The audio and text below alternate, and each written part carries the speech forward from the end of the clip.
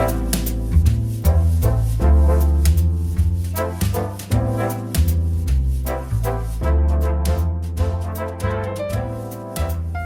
back, Nick and Lex here.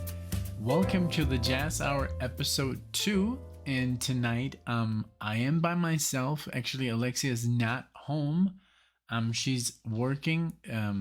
So I thought, well, you know, I'm already used to doing videos by myself. So let's, you know, listen to some jazz together. And this show is more like, I mean, the meaning of this Jazz Hour is more like yeah, like sharing music with friends. It's not like a reaction video. I mean, I will show you a version that I know, and then I'm gonna react to the original that I've never heard, because today I was listening to this amazing album. It's called Truth and Shredding by Mark Varney, and it has basically just two musicians. I mean, there's more musicians, but the two main musicians are Frank Gambale and Allan Holdsworth. And during the entirety of this album, they play these classic jazz tunes, you know, from like, for example, here Chick Corea. But let me just show you a little bit what I'm talking about here. Let's see. So it's called Truth and Shredding, and Mark Varney. It's 2003, but it has like, for example, music by Randy Brecker, Chick Corea, Wayne Shorter, Michael Brecker, Frank Gambale, again Wayne Shorter, and Mr. Brecker. But I mean, just like the personnel on this is insane. It's Frank Gambale, Allan Holdsworth, Freddie Ravel, Tom Brechtlein, Jimmy Earl, Steve Tavanglione, Robert M. Biles is the engineer, and Mark Varney is the executive producer. So this album I've heard since, I don't know, man, since like the last 15 years or so. It's always been in my collection. It's super hard to get, but yeah. So that's the song that I'll show you guys. But first, I'm going to react to the original. We're going to do Humpty Dumpty by Chick Corea. We're going to do the original. And this is from 1978 from the Mad Hatter album. And so they're almost the same in length, which is crazy. Also, the Truth and Shredding Mark Varney record is not available on Spotify. So I do have to use YouTube for that. So if the quality is a little bit, you know, less, I do apologize. But okay, so let's play the original first.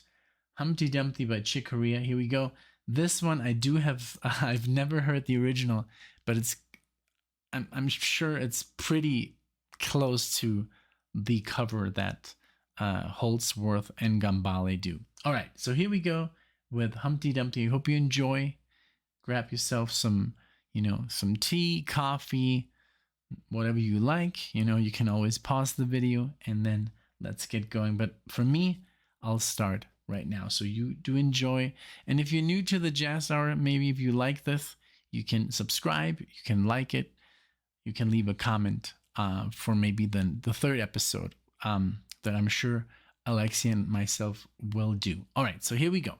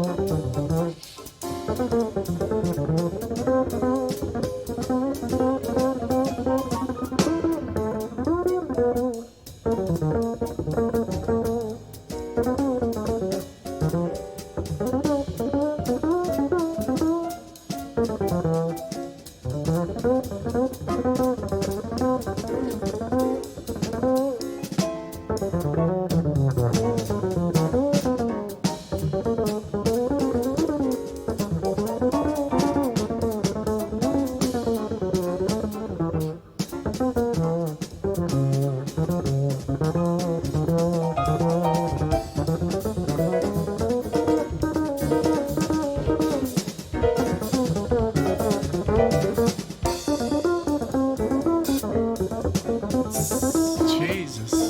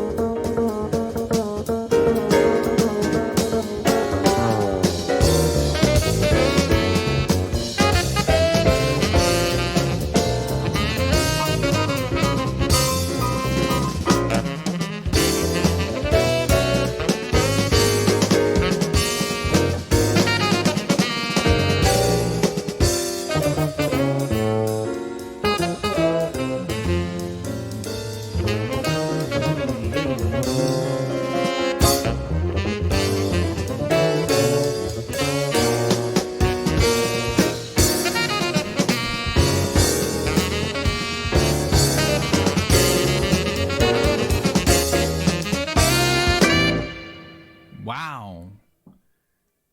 Jesus. Wow, wow, wow. Okay. Let's not bring Jesus into this. This is amazing. So, but also, I mean, look, I mean, the people playing here. We have Chick Corea on the acoustic piano, and also on the electric piano. We have Joe Farrell on the sax, on the tenor saxophone, Herbie Hancock on the electric piano, and I had the pleasure of seeing Herbie like a year ago. Herbie Hancock, that was amazing. We saw Alexia and Mario. We went to see him. Then Jamie Font on double bass. That solo, that is the only thing that was completely different from the version that I'm about to play you. What? And then we have Eddie Gomez on double bass. So I don't know if it was Jamie or Eddie who played that bass solo. Then Steve Gadd on drums. Steely Dan, that's how I found out about him, because of Steely Dan. And we also have Harvey Mason on drums. And then there is, this track didn't have vocals, but there is Gail Moran on vocals. So what a amazing album. I mean, I never knew that Chick Corea had an entire album based on Alice in Wonderland. So I just always found it funny that this track existed, Humpty Dumpty, with Frank Gambale and Allan Holdsworth. So here it goes. It's pretty much the same. It's pretty much very much the same. The only difference is that, of course, the sax is replaced by an electric guitar with quite a lot of distortion, and the solos is what basically is completely different. All improvised. Frank Gambale goes very heavy on the electric guitar, a lot of distortion, and Allan Holdsworth here, what he does, he uses the syntax. So that is a complete different instrument. I don't know if you've ever seen a syntax, but I'll try and just like edit one in here if I can, or here.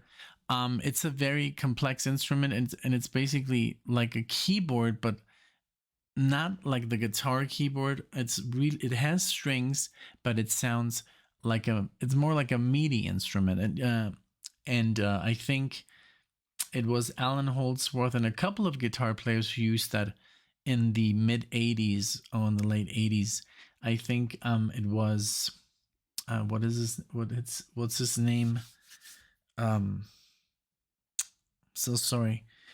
Lee Ritenour. Lee Ritenour used also the syntax, and it's a very, very interesting tone, and it's completely different, but the way he plays it is just amazing. So here it goes. We have Humpty Dumpty version number 2.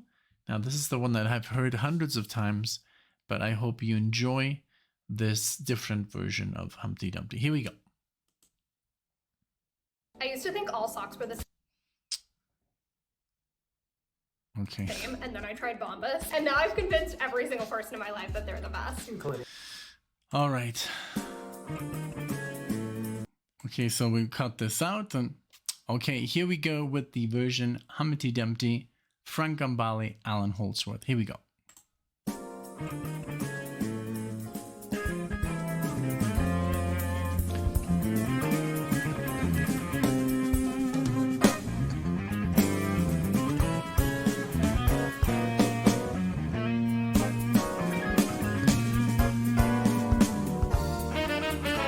Okay, sax is in.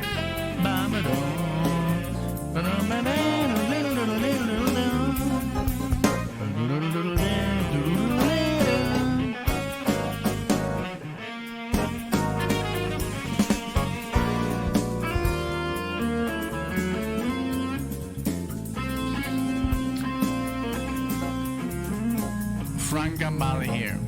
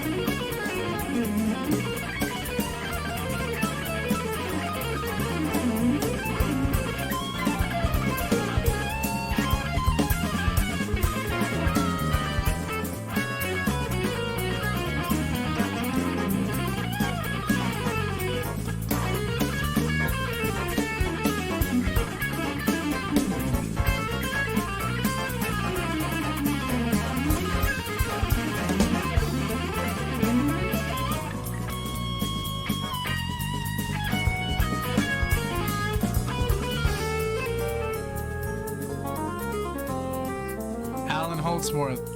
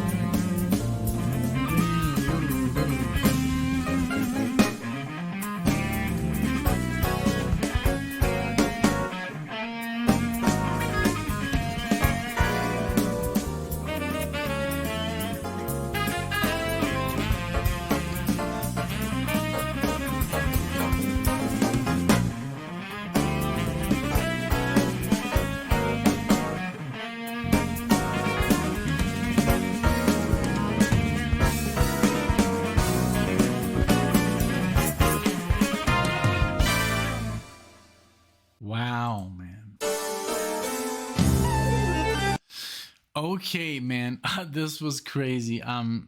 Beautiful, beautiful, beautiful, beautiful. Both versions are, I guess, pretty timeless. I mean, the first one was recorded in '78, and the second one was only 12 years later in 1990. What mastery on all fronts, you know. Yes, I'm a huge Holdsworth fan, but I also recognize, of course, all the other musicians like Frank Gambale killed it completely. And but also in the other songs, the piano, the piano solos and the bass solos were just freaking out of this world. I mean, just these are all, as we know, master musicians, and it was such a cool thing to share this. Um, it's just amazing. The musicianship, the timing, and the whole composition is very very difficult. I mean, just the theme to play this is very very difficult, and let alone the solos are just from a different galaxy. But yeah, I hope you did enjoy. This was a blast. You know, I won't be pausing in these iterations. I hope they don't get blocked. But who knows? Since it's like older jazz, I'll figure it out. If I have to pause, I will. I guess also to talk about uh, certain aspects of the songs, but I'll try not to. But I'm almost sure I'll have to. I just didn't feel like pausing right now because it's such a trip. So not to interrupt, but I hope you did enjoy. Let me know what you think. I don't think any version was better per se. I think both versions are excellent. When it comes to jazz, there's really no competition. These people are already masters in their craft, and it's just like maybe what style you enjoy more. For example, I mean, I enjoy the syntax for what it sounds like. A lot of people could be turned off by the sound of the syntax. It does sound a guitar that has MIDI coming out. I mean, it sounds like a keyboard, but I mean, played that way is just insane. Maybe some people would say maybe I don't like the distortion on the electric guitar in a sound in a song like that. I totally get it. Maybe to stick to the original, but I really enjoyed both versions equally. I can't say anything was better because I mean these are, like I said, just masters in their craft. So thank you so much for watching. This was really really a lot of fun. Thank you for being here. Thank you for enjoying, for watching, for liking, and we'll see each other in the next video. Take care.